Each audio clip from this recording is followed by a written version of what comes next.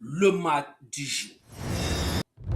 Quel scénario incroyable entre l'Argentine de Lionel Messi et l'Égypte de Mohamed Salah.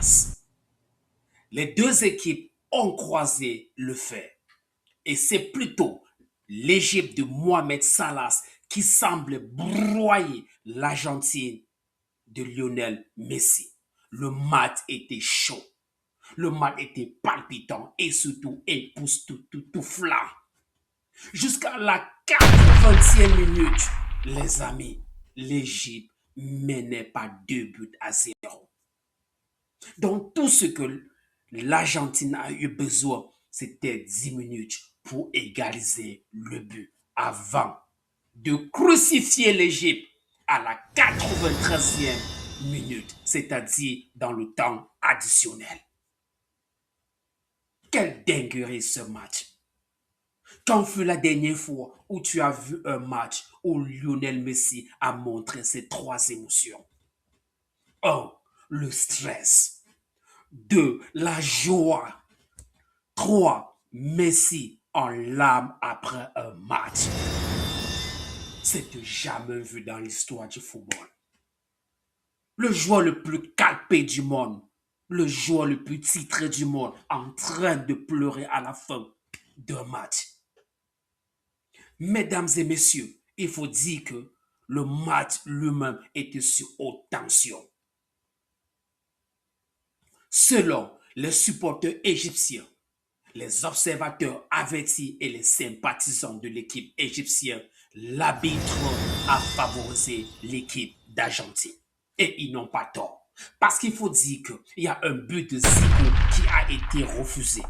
Après consultation de la VAR, l'arbitre a dit qu'il y avait faute sur un joueur argentin avant la prise de balle qui permet à Mohamed Salah de donner ce caviar que Zico a mis dans la lucarne.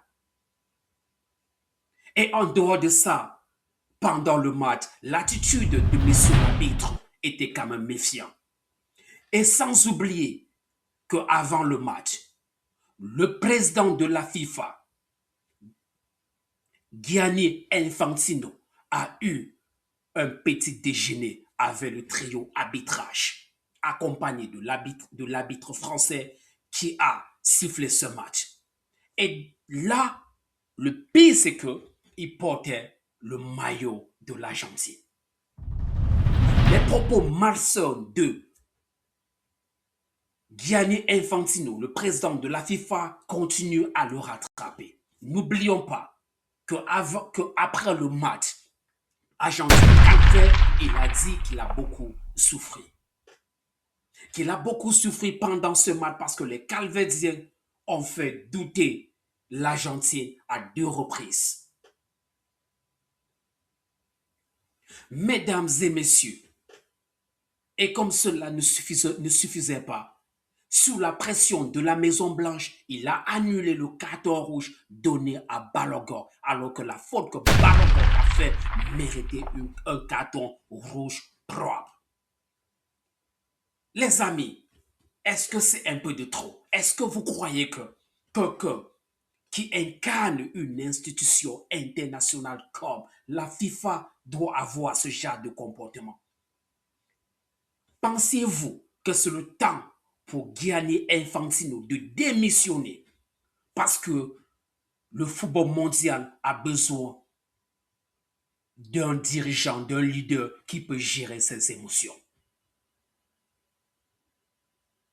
Mais à la fin de ce match, il faut dire que les propos de Mohamed Salah étaient quand même confortables. Lui, tout souriant, très heureux du parcours de l'Égypte, et il était aussi si heureux de faire partie de ces joueurs-là qui ont amené l'Égypte pour la première fois au 16e finale dans une phase de la Coupe du Monde.